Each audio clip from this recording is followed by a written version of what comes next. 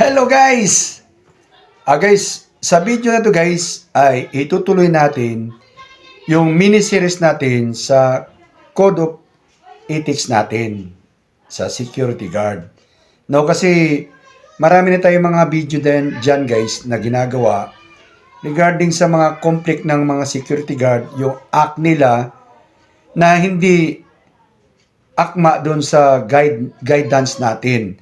Alam nyo guys, ang security guard ay ginaguide tayo ng general orders, 11 general orders yan, code of conduct, at code of ethics.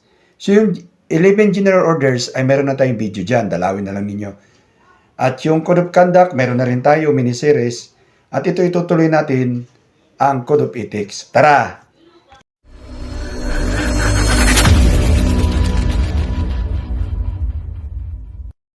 Alright guys, welcome sa Riddles TV. 14 years, more or less, bilang security officer, security guard. Okay? So, ipagpatuloy natin ating mini-series natin guys regarding sa Code of Ethics. Paano natin isasagot to, ipaliwanag sa interviewer kung mag-a-apply tayo ng gwardiya o kaya security officer. Kadalasan ito ang tinatanong ng mga company pag ikaw ay mag-a-apply ng security officer. Ngayon, kung ikaw naman ay mag-a-apply ng security guard at alam mo to, ibig sabihin, advance ka sa iba, di ba? Pustahan tayo, maraming security guard dyan na hindi nila binibigyang pansin ang code of conduct, code of ethics ng mga security guard. Ang binibigyan nila ng pansin, kadalasan, 11 general orders, hindi pa nila naintindihan. Sinasaulo lang nila. So, yun ang itutuloy natin. Meron na akong ginawang unang video sa 1 and 2 ng Code of Ethics natin. Yan. 1 and 2 natin. So, itutuloy natin ang 3, 4, tsaka 5. Okay? So, bago ang lahat, baka may mga bago pa sa channel ko, kadadalaw lang. Nadalaw lang ngayon, bago lang.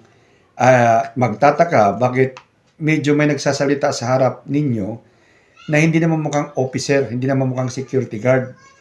Tapos may earrings pa, ayan oh, parang model na. Tapos may bigote pa. So, gwardiya ba yan? Security guard ba yan? Yan yung may nag-comment sa akin yan eh. Kaya palagi kong pinapaliwanag na ako ay hindi na active sa security officer, security guard. Isa na akong retired. Nag-retired na po ako. Maaga po akong nag-retired kasi ako ngayon ay isa ng self-employed. No? So yan ang pakay ko sana na maituro sa inyo.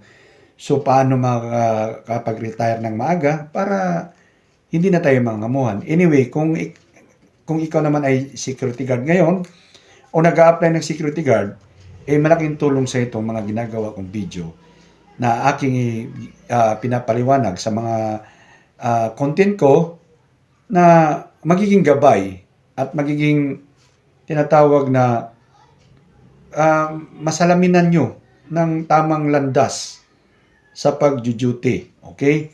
So ngayon guys, itutuloy na natin ang Code of Ethics number 3, number 4, saka number 5. Okay? So unahin natin ang number 3. Ayan. Okay, number 3. Ayan. Okay? He or she, kasi babae, lalaki na ngayon eh. So pero sa dati kasi hindi pa amended to mga kwan. He shall not reveal any confidential information confided to him as to him as a security guard and such other matters imposed. Okay. So, ano bang ibig sabihin nito? Diba?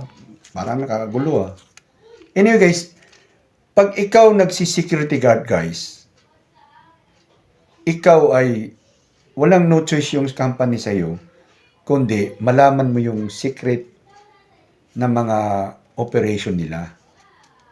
Yung sikretong mga operation nila na hindi basta-basta binibigay sa alam mo na, paligid. So ikaw, gwardiya, malalaman mo yan kasi siyempre papasok ka na doon sa operational nila especially sa bangko. Di ba? So, kung may nalalaman ka na sa mga sikretong operation, confidential na mga impormasyon, ay yun ay dapat hindi mo ipagsabi sa labas. Ipagkwento mo na ganito, ganon. Ha? Hindi mo dapat ipaalam sa iba. Lalo na yung bangko, sa pera.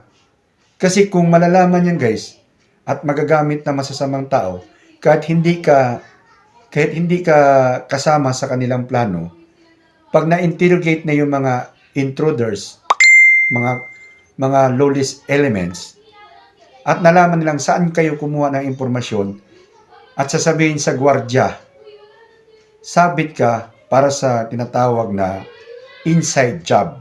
Okay? Naintindihan nyo guys ha? Yung number 3, kaya napaka-importante yan na maintindihan nyo na hindi ka dapat magbigay ng impormasyon, confidential ng mga information sa labas. Lalo na kung mag-iinuman ka, makikipag-inuman ka, mayabang ka na, lasing ka na, pre, doon sa bangkong pinagjujuti, ang daming pera, pre, bakit ganito? Tayo na. Diba? Ingat ka. Maging tinatawag na responsible ka sa iyong sarili na ikaw ay pinagkatiwalaan ka ng mga impormasyon na confidential ng company lang na kung malaki. Ipagpalagay natin, na duty ka sa isang mga pagkain. Ang mga pagkain guys, gulo ko nagkakaroon ng tinatawag na secret ingredients, secret mga kanyan, which is hindi mo, kung nandun ka sa area nila, malalaman mo yun. Tapos, pinagsabi mo, yung sikreto nila yun sikretong weapon sila, kaya sila lumamang ng lasa sa kalaban nilang mga company. Tapos, nalaman yun dahil sa isang security guard na pabayan at tulad mo, na marites ka pa sa lahat ng marites. Okay? So, dapat guys, kung mayroong mga confidential, what you see, what you hear, just leave it there. Mo? Pag uwi mo ng bahay, wala kang alam. Ano ba? Pre, ano ba yung kwan? Pag nag-inuman ka, pre, ano ba yung, bakit, saan ka ba nag-duty ngayon, pre? Sa ganitong kwan ako. O pre, ang sarap ng kwan nila dyan, ha? Oo nga, pre, ganitong ginagawa pa na nila dyan, Patay na. Okay? So, nalaman ngayon na ikaw ang nagsiwalat ng impormasyon. Di ba? O kaya, boss mo, yung boss mo ay may kabit na marami. O, kabit na marami. No? Yung boss mo, politiko. Kilala sa buong lugar. Madaldal ka. Di, laglag ka. Di ba? So, kung ikaw, gwardya, pag nagjo-duty, kung ano yung impormasyon na sa duty mo, sa'yo lang yon. Huwag mong ipagsabi. Huwag mong ipagkwento sa labas. Kasi sasabit ka pag ginawa mo. So, alam nyo na guys kung paano nyo ipaliwanag yung Code of Ethics number 3. Okay? Dito tayo sa Code of Ethics number 4. Okay? Okay, ito na. Yan. He shall act at times with decorum and not permit personal feelings, prejudice, and unique friendship to influence his action while in the performance of his official function. Okay. Ano bang ibig sabihin nito?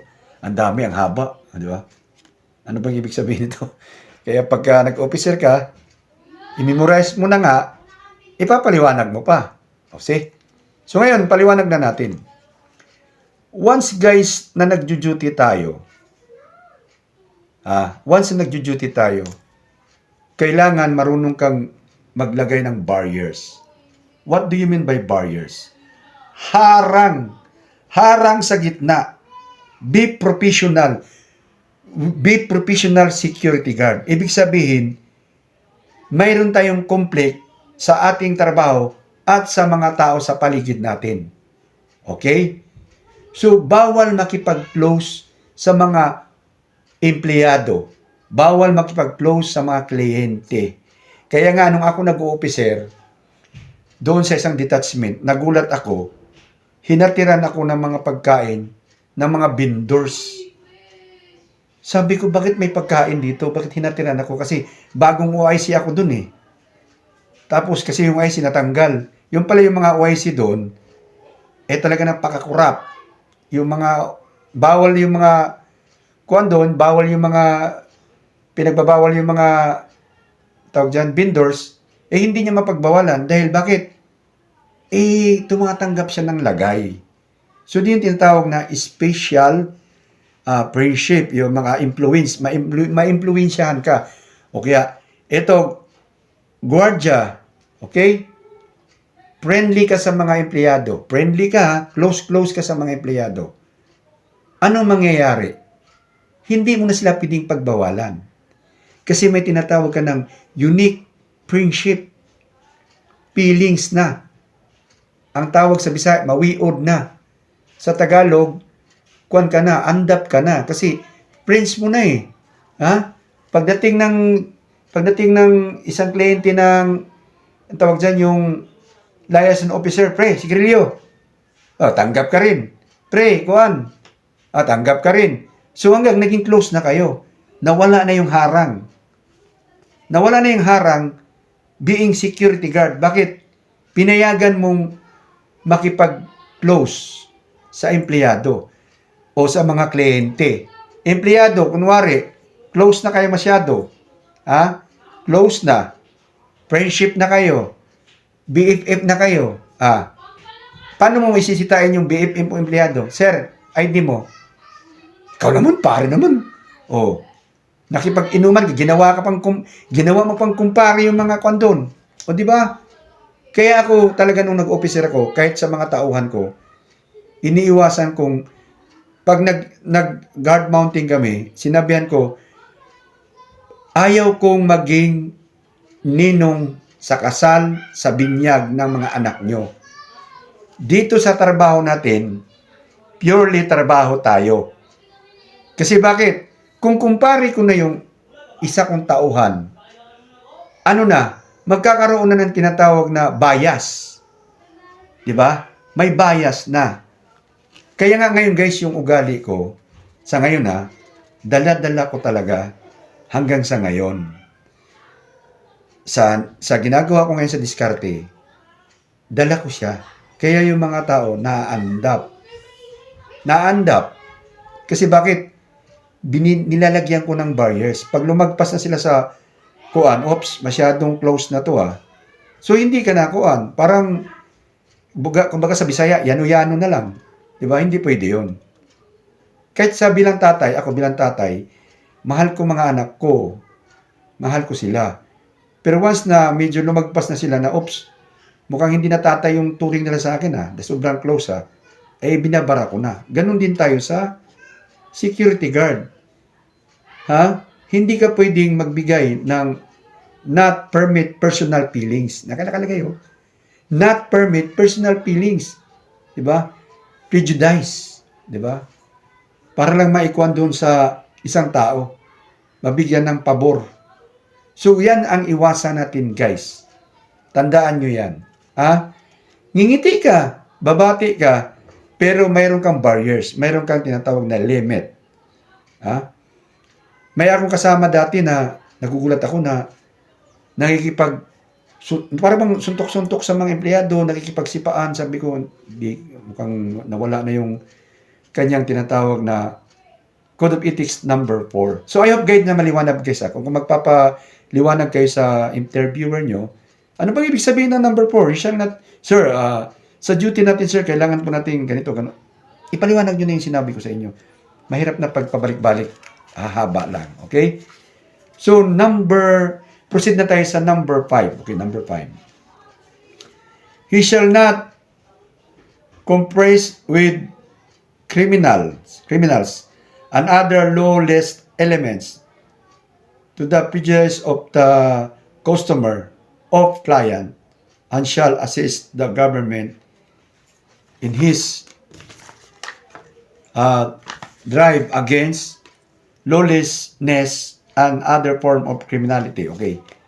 So, itong ibig sabihin ng number 5, guys, hindi ka pwedeng makipag-collaborate, makipagtulungan sa mga kriminal. Di ba? Hindi ka pwedeng humarang sa mga pulis. So, sir, bawal kayo pumasok, sir. Bawal ito, sir, ha? May hinabol yung mga pulis. May ipapa-implement na warrant of arrest. Humarang ka. Gusto mo maging bida. Kaso abutin nyo, guys. Anong kaso meron? Sagot. Anong meron kaso? Ang guardian yan. Pag ginawa mo yan. Ha? So, hindi natin alam, di ba? Ang ikakaso sa inyo ng pulis ay obstruction of justice. O, di ba? Siguro yung ibang matalino, alam na alam yan. Mayroon na akong video dyan. Hanapin na lang ninyo. Guys, marami akong video. Pumunta kayo sa channel ko. Ayan, channel ko. Tapos, pag na-channel ko na kayo, pumunta kayo dyan sa playlist dyan. Oh. Pagdating sa playlist, puntahan nyo yung Security Guard Matters. Ayan, nakikita nyo lahat ng video ko dyan. Lalo na yung obstruction of justice. Nandyan. At marami din tayong video dyan, guys, na mga ma-entertain kayo. I-explore lang nyo yung channel natin. Pero kung gusto nyo alamin yung mga ibang topic natin, nandyan lang, puntahan nyo na, guys, ha? So, ganun yung, guys. Magkakaroon tayo ng kaso. Okay? Hindi ka dapat makipagtulungan sa kriminal. Tumakbo yung kriminal, nagtago, boss, double. Isang addict tumakbo sa area mo. Tinago mo, tinanong ka ng pulis, boss, wala bang pumunta ritong tumakbong lalaki? Mga pulis kami, may inaabol kami. Wala, sir, eh. Nakipagtulungan ka dun. Ano yun? Ano mapapala mo dun? Di ba? O kaya, yung nasa bangko ka, tapos, kumpare mo, mga tropa mo, nag-inuman kayo. Pre, ang sarap hold upin yung pinagjujutihan mo, pre. Ang daming pera. Oo nga, pre. Ang daming pera, eh. Dami ko pa na mautang ngayon. Oh. Nakipagkalubirat ka sa kriminal. Which is, hindi naman natin sila kakampi. Ang kakampi natin, pulis. Mga government authority. Tayo ang mga tinatawag na mag-a-assist tayo. Kaya nakalagay dyan, ayan, oh. Ano ba nakalagay dyan? Ha? Assist. Mag-assist tayo sa mga shall assist the government in his drive against lawlessness. O, di ba? Tutulong tayo sa kanila. Hindi tayo haharang. Okay? Kunwari, excuse me, nawawala yung boses ko. Kunwari, may ihahain na warrant of arrest yung mga pulis. Anong gagawin mo? Nasa area mo. Empleyado kunwari. Ikaw naman si gwardiya, feeling mo, ikaw si, Commander Ingo. Ikaw yung tagapagligtas ng bayan. Di, sir. Bawal yun, sir. Ganunin mo yung mga pulis. Hindi. Makipagtulungan ka sa kanila. Sir, ano mo po yung warrant of arrest ni kanila? Nandyan ba siya? Sasabihin mo, wala, sir, eh. Hindi dito yan. At nalaman ng pulis na nagsinungaling ka. Anong tawag doon? Obstruction of justice ka, sir. Mga 5'9". So, ito yung sinasabi ko na dapat maintindihan ng mga security guard na nagjo-duty. Hindi yung basta ka duty ka lang ng duty at wala ka pang training. Di ba? Hindi ka nagtitraining, hindi mo alam kung ano ang dapat mong gawin para hindi ka makasuhan ng wala sa oras. O ngayon, nakaintindi ka na, nanood ka sa mga video ko, naintindi, ganun pala yun. O, di ba? Hindi pala kuhan. Kasi may mga gwardya na porkit sinahuran sila sa kumpanyang pinagjujutihan nila. Naintindihan niyo ba itong sentence na to, guys? Ayan, o. At the customer of client. Ibig sabihin, customer ng kumpanyang pinagjujutihan mo. Client yun ng agency mo. Pinagjutihan mo. So ikaw, gwardya ka doon, hindi ka empleyado doon sa pinagjujutihan mong kumpanya. At gusto mong magpakahiro ka doon. Hindi. Oo, nandun tayo, pinasahod ka nila. Pero kung may mga mali ng wala na sa ayos na mga activities, ay lumayo ka na, umalis ka na. Madadamay ka. Diba? Tulad yan ng mga compound na mga malaking kumpanya. May may mga empleyado doon na minamaltrato. May mga empleyado doon na yung kinukulong. Tapos pumunta yung mga pulis for investigation. So, naturalmente, hindi mo na nagpapasukin yan. Pero ganun pa man, i-assist mo sila. Ha? Ngayon, kung ipagbabawal ng may-ari na pumasok sa compound nila, ipaliwanag mo sa mga pulis, Sir, willing po kami makipag-participate sa inyo. Kaso lang po, ang command namin ay yung may-ari. Kaya sir, pasensya na po kayo. Mas maganda kung mayroong tinatawag na proper order, sir, para mapilitan yung may-ari na magsabi sa amin na papasukin kayo. Pero kami, sir, wala kayong problema sa amin. Willing po kaming makipag-participate sa inyo. Ganon. Para ang pulis, hindi sa inyo mainis. At kasuhan pa kayo ng obstruction of justice. Okay, guys? So, I hope, guys, na maliwanag sa inyo to pag in-interview kayo. Kasi yung malalaking kumpanya, guys, ay ito ang tinatanong. Yung malalaking kumpanya ba, yung sobrang laking kumpanya, gusto nila yung mga gwardiya nila na knowledgeable sa mga ganitong mga topic. Kasi ibig sabihin, knowledgeable yung kanilang gwardiya. So, alam mo na ipaliwanag sa kanila. Although, kahit hindi mo ma-memorize ng tama yan, konti lang memorize mo, pero may ipaliwanag na, sir, ang number 5 ethics po ay ganito po, ganun. Number 4, ganun. Okay ba, guys? So, I hope, guys, na naliwanagan kayo sa topic natin ngayon. Ito yung mini-series natin sa atin of Code of Conduct. So, mayroon pa tayong tupalo na mga topic nito, 6, 7, 8, hanggang sa dulo ng Code of Ethics natin. Pinutol-putol lang natin para mapaliwanag natin ng maayos. Okay, guys? So, I hope, guys, kung mayroon kayong napansin na hindi tama ang pagpaliwanag ko, i-comment nyo sa baba, guys. Tumatanggap po ako ng mga kritismo. Tumatanggap po ako para sa susunod na mga video ko, makukurit ko na, sir, hindi tama yan, ganun. At mayroon namang mga nagko-comment na sa kanilang pagkaisipan, tama. Pero, maling pananaw. So, hindi ko na may sasagot. Hintayin na lang ninyo yung mga video ko na may mga comment ako na iniipon para sagutin ko sa mga next na mga video natin. Okay, guys? So, I hope, guys, kung naliwanagan kayo, mabigyan kayo ng like, guys. Kung naguluhan naman kayo, like pa rin kayo, guys. At kung bago ka pa, silent viewers ka, nanonood ka lang sa video ko, hindi ka man lang subscribe, baka naman ngayon, guys, pwede nyo nang pindutin yung subscribe button dyan. At notification bell para next time na may video tayo, ay ma-notify ka, updated ka. Diba, guys? Kasi, guys, sa ibang mga topic na binibigay ko sa inyo, may bayad to, guys. Sa akin, libre lang. Okay, guys? So, I hope na next video, guys, makita-kita tayo, guys. Bye-bye, guys!